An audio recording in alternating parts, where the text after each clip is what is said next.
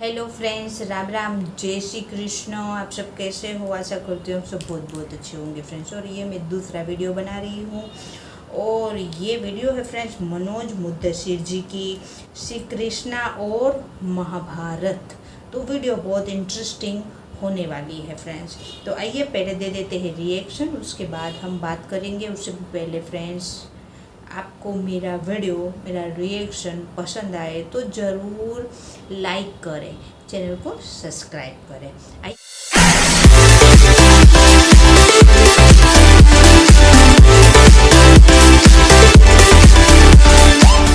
Start. Mahabharat का युद्ध समाप्त हो चुका है। कुरुक्षेत्र कटे हुए मस्तकों और फटी हुई छातियों से भरा पड़ा है। कई दिनों से शव उठाए जा रहे हैं, फिर भी तिल रखने की जगह भी आज तक खाली नहीं हो पाई। 100 कौरवों की चिता जल के बुझ चुकी है, लेकिन गांधारी उन चिताओं का ताप अब तक महसूस कर रही है। मेरी और आपकी कहानी में कौरव खलनायक होंगे, गांधारी के लिए तो बेटे थे। सबने माना मरने वाला दहशतगर्द और कातिल था, मां ने फिर भी कब्र पे उसकी राज दुलारा लिखा था। आंखों पर बंधी हुई पट्टी से रह रह के आंसू रिस रहे हैं, लेकिन कई दिनों बाद आज हिचकियां कुछ कम हुई हैं। गांधारी के रुंधे हुए गले में आवाज वापस आई तो उनको याद आया उन्हें कुछ कहना है कृष्ण से। कृष्ण को संदेशा भेजा गया। वो आए, गांधारी को प्रणाम किया और प्रतीक्षा करने लगे कि गांधारी कुछ कहें, उन्हें बुलाने का प्रयोजन बताएं। हालांकि जो सर्वज्ञ हैं, सब जानते हैं, वो कृष्ण गांधारी का प्रयोजन न जानते हों, ये मानना कठिन है। बड़ी देर तक दोनों के बीच मौन की बर्फ जमी रही। फिर अचानक गांधारी के शब्दों में उस बर्फ का एक टुकड़ा पिघलने लगा। 100 पुत्रों को जन्म दिया था मैंने केशव, लेकिन जब धरती से जाऊंगी मेरी चिता को अग्नि देने वाला भी कोई नहीं होगा। मैं वो अभागन मां हूं जिसने 1 या 2 बार नहीं 100 बार अपनी कोह के फूलों को चिता की अग्नि में भस्म होते हुए देखा है। मैं 100 पुत्रों की माता होकर भी निसंतान मरूंगी, और इसका कारण तुम हो केशव, सिर्फ तुम चाहते तो महाभारत कभी ना होता। तुम चाहते तो मैं आज भी 100 पुत्रों की माता होती। तुम चाहते तो मैं इस मृत्यु तुल्य वेदना से बच गई होती, लेकिन तुमने चाहा ही नहीं केशव। तुम्हारी आंखों के सामने मेरे पुत्र एक एक करके स्वाहा होते गए, और तुम ऐसे देखते रहे जैसे तुम्हारे वश में कुछ था ही नहीं। मैंने तुम्हें भी पुत्रवत माना था केशव। विधाता साक्षी है कि मां कभी पुत्र को श्राप नहीं देती, और यदि दे दिया तो उस श्राप को छुटलाने की शक्ति स्वयं महादेव में भी नहीं होती। मैं महाराज धृतराष्ट्र की पत्नी, हस्तिनापुर की पूर्व महारानी, मैं वीर दुर्योधन की माता गांधारी तुम्हें श्राप देती हूं कि जिन आंखों से तुमने मेरी कोख उजड़ते हुए देखी है, उन्हीं आंखों से अपने पूरे वंश का सर्वनाश देखोगे। तुम्हारी आंखों के सामने यदुवंश का अंत होगा और स्वयं तुम अकाल मृत्यु को प्राप्त होगे। कृष्ण पूर्ण परमेश्वर थे, लेकिन एक मां के श्राप को अस्वीकार करने का सामर्थ्य नहीं था उनके पास। सर झुकाकर उन्होंने गांधारी का श्राप स्वीकार किया और कहा, यदि आप ऐसा चाहती हैं माते तो ऐसा ही होगा। और सचमुच यही हुआ। महाभारत युद्ध के 36 वर्ष बाद ही यदुवंश का अंत हो गया, और सच्चिदानंद कृष्ण, जिन्होंने अपने बाल रूप में कालिया नाग का मर्दन किया था, पूतना को प्राण दंड दिया था, वो एक साधारण शिकारी के हाथों मारे गए। महाभारत को 5000 वर्ष बीत चुके हैं, लेकिन गांधारी का आरोप आज भी हवाओं में झूल रहा है। कृष्ण चाह लेते तो महाभारत का युद्ध कभी होता ही नहीं। क्या ये आरोप सच है? नमस्कार, मैं हूं मनोज मुंतशिर, और आज मैं इसी प्रश्न का उत्तर ढूंढने के लिए आपको ले चलूंगा हस्तिनापुर की उस राजसभा में, जहां कृष्ण शांति दूत बनकर पधारे हैं।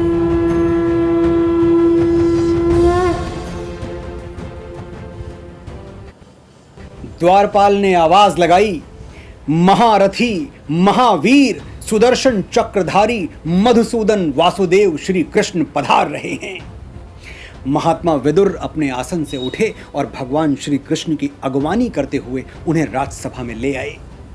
कृष्ण ने पहला प्रणाम महाराज धृतराष्ट्र को निवेदित किया और शिष्टाचार का निर्वहन करते हुए अपने आने का प्रयोजन और अपना नया परिचय दोनों एक साथ कह दिया। कृष्ण बोले, शांति दूत का प्रणाम स्वीकार करिए महाराज। शांति दूत, इस एक शब्द पर कृष्ण ने विशेष बल दिया था। धृतराष्ट्र ने कहा, बताइए वासुदेव, आप मेरे अनुज पुत्रों की ओर से, पांडवों की ओर से क्या प्रस्ताव लाए हैं?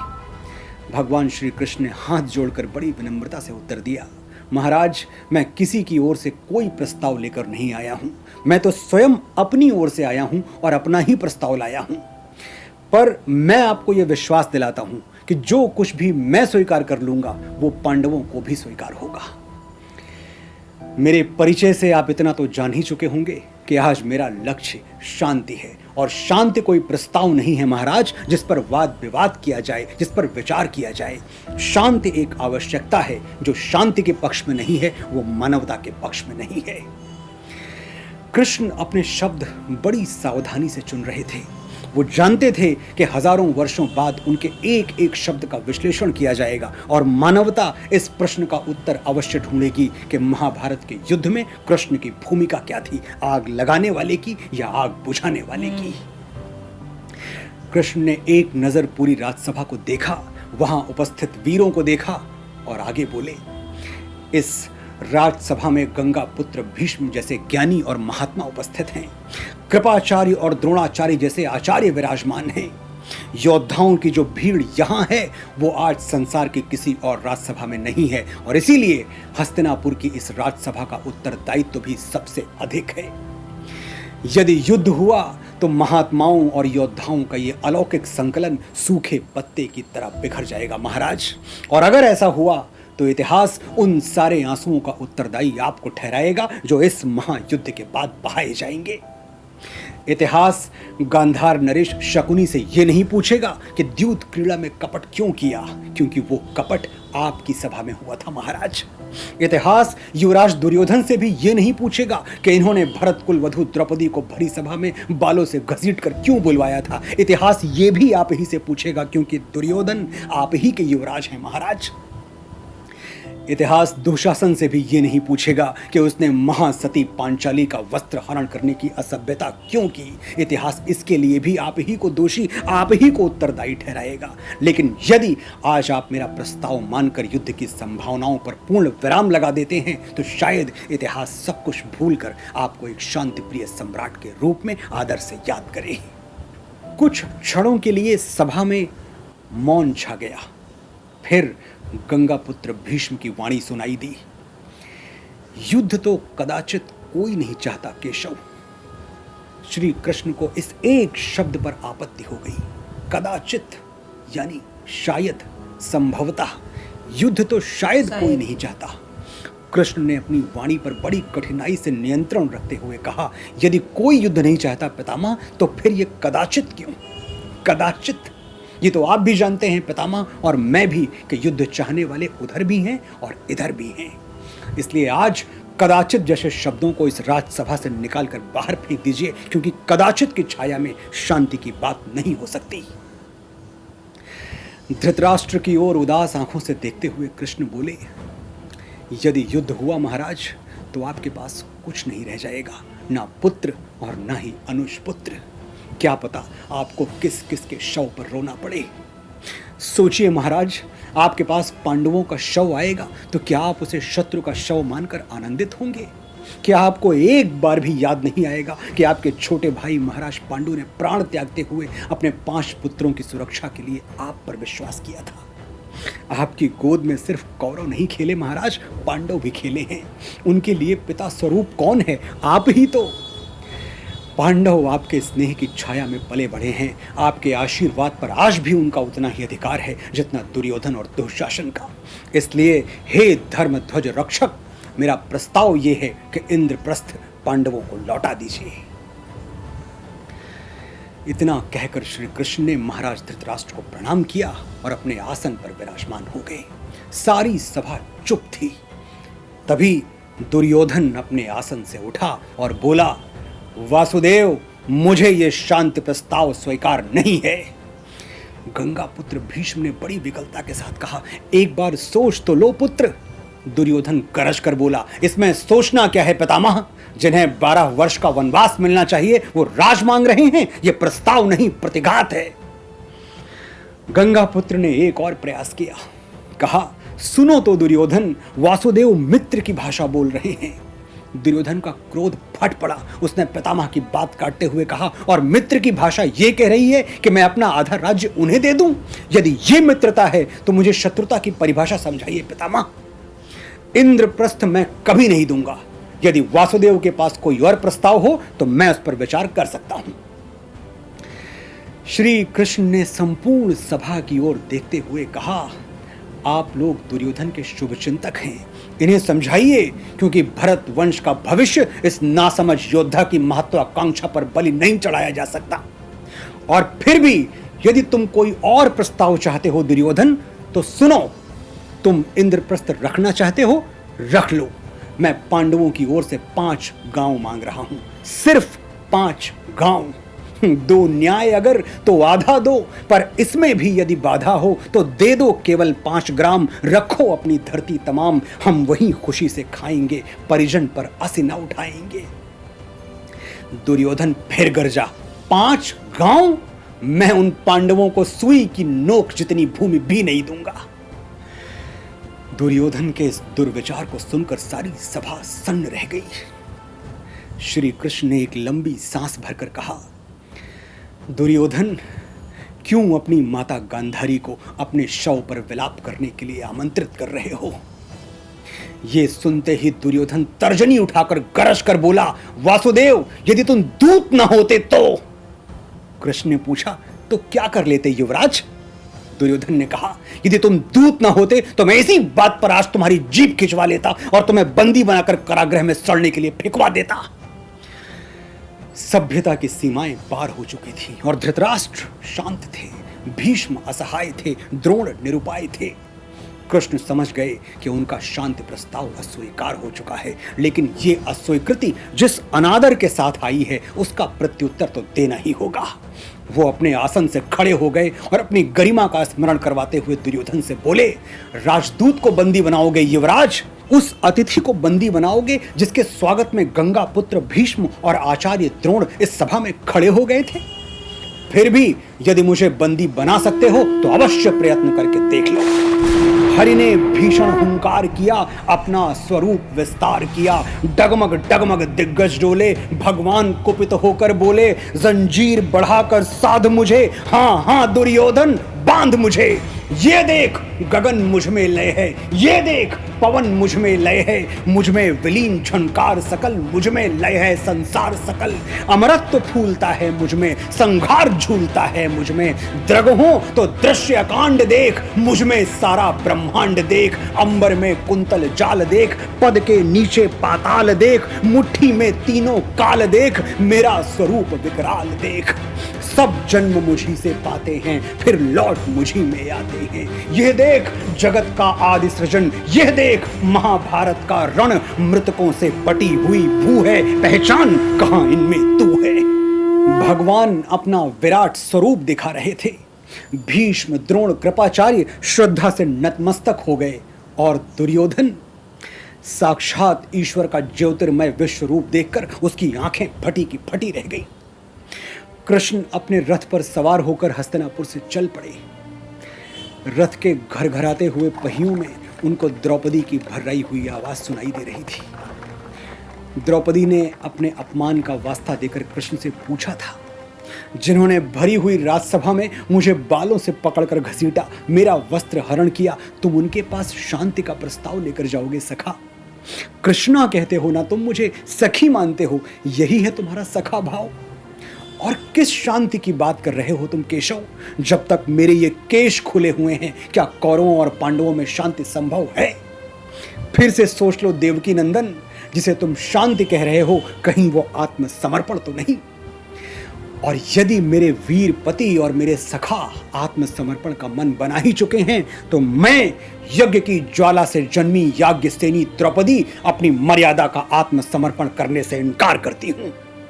यदि धर्मराज युधिष्ठिर, धनुर्धर अर्जुन, गदाधारी भीम, महारथी नकुल और सहदेव शांति चाहते हों तो वो अवश्य अपने स्वाभिमान से शांति का मूल्य चुका दें और खरीद लें शांति। मेरे इन खुले हुए केशों के लिए मेरे बूढ़े पिता महाराज द्रुपद दुशासन की छाती का लहू ले आएंगे, मेरा जवान भाई धृष्टद्युम्न कर्ण की जिह्वा काटेगा और मेरे 5 महारथी पुत्र दुर्योधन की जंगा तोड़ के मेरे भंग हुए मान का प्रतिशोध लेंगे। पांचाली का स्वाभिमान न उसके पतियों की दया पर टिका हुआ है न तुम्हारी कृपा पर। कृष्ण अवाक द्रौपदी का दारुण रूप देख रहे थे।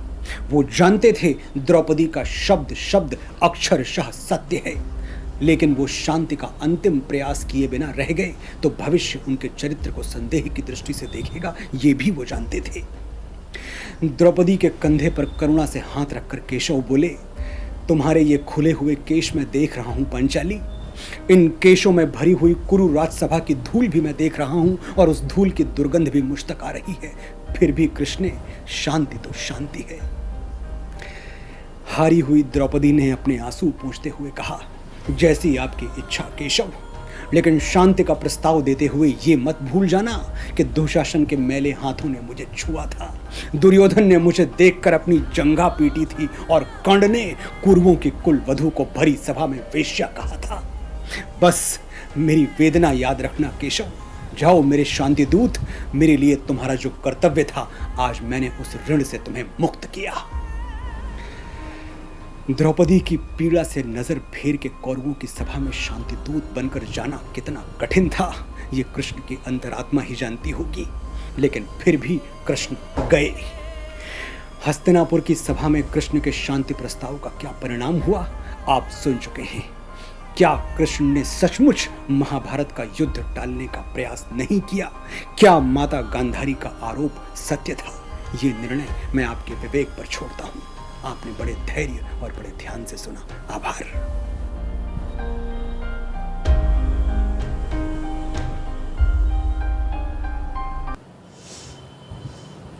हाँ फ्रेंड्स, वीडियो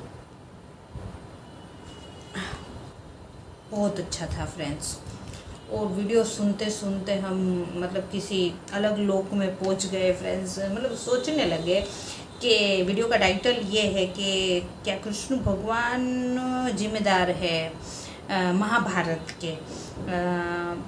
तो मतलब वीडियो का टाइटल यही है कि हम सोच रहे हैं, मैं सोच रही हूँ कि क्या बोलूँ इस पर, क्योंकि महाभारत होने की बहुत सारी वजह है फ्रेंड्स। महाभारत होने की एक वजह यह है कि नारी का अपमान, और एक वजह है धृतराष्ट्र का मौन। वो नेत्रहीन तो थे लेकिन वो मन की आंखें भी उन्होंने बंद ही रखी थी। कभी दुर्योधन को मतलब कोई बात के लिए टोका नहीं है या समझाया नहीं है। शकुनी मामा का षड्यंत्र महाभारत होने के लिए फ्रेंड्स, तो बहुत सी वजहें हैं महाभारत होने के लिए किए। और कृष्ण भगवान तो शांति दूत बन के गए थे, और कृष्ण भगवान देखो वो परम पिता परमेश्वर है, उन पर वो तो अंतर्यामी थे, उनको सब पता था और वो ही करता धरता सब वो ही थे फ्रेंड्स। लेकिन जो भगवान की लीला है वो आप ये सोचो कि आज के समय में भी आपकी बहन के लिए कोई क्योंकि ऐसे वर्डिंग यूज़ करे जो इंद्रप्रस्थ की सभा में द्रौपदी के लिए, हालांकि उस कुल की वो बहू थी तो उनके लिए ऐसे शब्द यूज़ किए हैं, तो एक भाई के लिए वो इग्नोर करके शांति संदेश, शांति दूत बन के जाना बहुत मुश्किल है फ्रेंड्स। हम आज के समय में भी हम ये सोचें कि कोई बहन के लिए ऐसे शब्द यूज़ करे तो कोई भाई बर्दाश्त नहीं कर सकता। और कृष्ण भगवान द्रौपदी को बहन मानते थे। द्रौपदी कृष्ण भगवान को भाई मानती थी। तो कृष्ण भगवान के लिए भी कितना टफ रहा होगा शांति संदेश, शांति दूत बन के शांति संदेश ले जाना इंद्रप्रस्थ में। तो और दूसरी बात ये है फ्रेंड कि एक वजह, उनकी सबसे बड़ी वजह है महाभारत होने की फ्रेंड, विनाशकारे विपरीत बुद्धि। जब आपका विनाश होने वाला होता है ना, तब आपकी बुद्धि आपको उल्टी दिशा में ही चलाती है, क्योंकि आपका विनाश निश्चित है फ्रेंड्स। इसीलिए फ्रेंड्स वो विनाशकारी विपरीत बुद्धि है ना, वो दुर्योधन की हो गई थी, क्योंकि उनका विनाश वो उनके पास में ही था। स्वयं परमात्मा को कौन बोलता है कि मैं आपकी जीभ खींच लूँगा, ये शब्द आप बोल रहे हो तो उसका विनाश निश्चित था। एक ये वजह सबसे बड़ी वजह है महाभारत होने की फ्रेंड्स। दूसरी वजह है नारी का अपमान होना। आप घर की बहू को फ्रेंड्स, आपके घर की लक्ष्मी को आप ऐसे वर्डिंग बोलोगे, आप उनको बालों से पकड़ोगे, आप उनके वस्त्र खींचोगे, वो भी एक बहुत बड़ी वजह है। और रही बात गांधारी की, तो फ्रेंड्स देखो उधर माँ की व्यथा भी है। माँ के लिए वीडियो में जैसे बोला, और वैसे भी फ्रेंड मैं भी एक माँ हूँ, मेरा भी बच्चा है, तो हम समझ सकते हैं बच्चा कैसा भी हो, माँ के लिए वो हमेशा नायक होता है, माँ के लिए वो हमेशा दिल के करीब होता है। बेटा कैसा भी है, क्योंकि माँ को बनाने वाला भी भगवान है, तो माँ का इतना कोमल दिल दिया है भगवान ने, तो माँ के लिए वो होता है। तो उधर जो गांधारी का प्रश्न है वो भी पुत्र प्रेम और पुत्र की मृत्यु से पीड़ित थी। तो उनकी भी, हालांकि उनके 100 के 100 पुत्र, मतलब एक आधा पुत्र अच्छा था इसमें से, और सब मतलब खलनायक ही थे। और सर्वप्रथम थे दुर्योधन ने ही पूरी मतलब इंद्रप्रस्थ हस्तिनापुर की जो विनाश किया था। तो फिर भी माँ का दिल है, तो माँ का दिल तो पीड़ा पाएगा, सीधी बात है, 100 पुत्र मर जाएंगे तो। लेकिन उधर भी श्री कृष्ण भगवान का विवेक देखो, उन्होंने नतमस्तक होके सिर झुका के एक माँ का, गांधारी का श्राप अपने सिर ले लिया। परमात्मा चाहे तो सब कुछ कर सकते हैं। और यादव कुल जो भगवान का कुल था, द्वारिका में भगवान रहते थे, वो 36 साल बाद विनाश उनका हो गया। अब ये सोचो, ये भी एक बहुत बड़ी बात है ना, कि इसके ऊपर एक और सीख है कि समय आप अपने पर, अपने टाइम पे कभी अभिमान मत करो। आज आप ऊपर हो, कल आपको वही समय नीचे भी फेंक सकता है, क्योंकि जो परम पिता परमेश्वर सर्वेश्वर कण कण में वो है, वो ही परमेश्वर फ्रेंड। जो बचपन में ही छोटे बाल रूप में उनकी जो मासी बन के पुतना आई थी, उनको मार सकते हैं। 8 साल की उम्र में कंस उसके मामा को मार सकते हैं, वही भगवान फ्रेंड। एक मामूली शिकारी से उनकी मृत्यु हो गई। तो समय श्राप गांधारी का, वो भगवान ने नतमस्तक होके माना और उन पर लिया भी, मतलब यही इस हिसाब से स्टोरी है महाभारत की फ्रेंड्स। और ये सत्य घटना है, सत्य स्टोरी है फ्रेंड्स। और ये जो सब चीज़ें हैं ना, वो जब भी मैं कृष्ण भगवान पे, महाभारत पे वीडियो बनाती हूँ, तो मैं हमेशा बोलती हूँ ये सब जो चीज़ें हैं ना, वो लीलाधर की लीला है। भगवान का नाम लीलाधर भी है, तो उनकी एक लीला है जो हमारे लिए, कलयुग के इंसानों के लिए फ्रेंड्स, उसमें से बहुत कुछ सीखना है हम लोगों को। तो बहुत कुछ प्रेरणादायक भी है। और बस ये दृष्टांत है हमारे लिए कि किस किस हिसाब से हमको चलना है। अभिमान, लोभ, काम और दूसरों का हड़पना, ये सब जो चीज़ें हैं ना, वो आपको केवल और केवल विनाश की तरफ ही ले जाएगी फ्रेंड।